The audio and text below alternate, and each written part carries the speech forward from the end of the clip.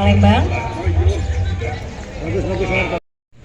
Alhamdulillah, dari 1.204 ruas jalan di Kota Palembang yang menjadi kewenangan pemerintah Kota Palembang 83% dalam kondisi mantap.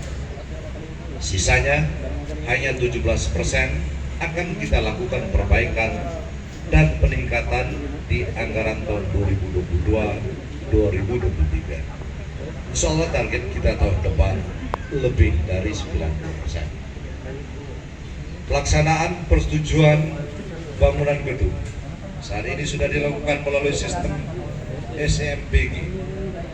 Di bidang tata ruang, Dinas PUPR sedang finalisasi revisi RT RW 2021-2041 dan ditargetkan tahun 2023 kita sudah mempunyai perda baru tentang rencana tata ruang wilayah Kota Palembang tahun 2021 sampai 2021. Penghargaan dalam rangka peringatan Hari Bakti PU ke-77. Mengucapkan selamat dari kota.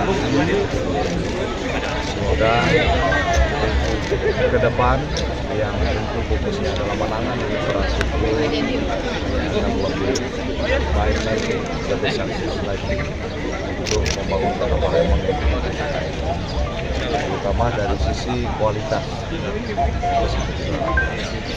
Sekarang ini masih banyak PR kita untuk menangani terkait dengan genangan air, kemudian jalan-jalan yang masih kurang baik, kurang layak untuk digunakan.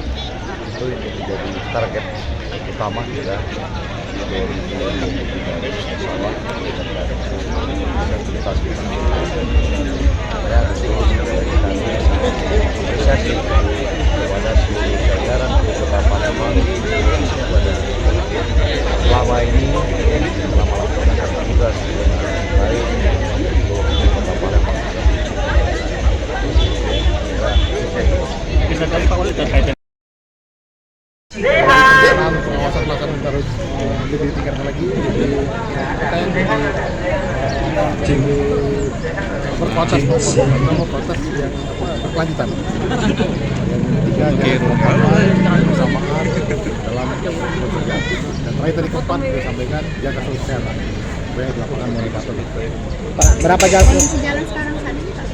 Berapa kilometer yang sudah dijalankan? Sekarang kan dari para Pak dari 1.214 jalan yang ada di Kota Palembang ini sudah 83% mantap.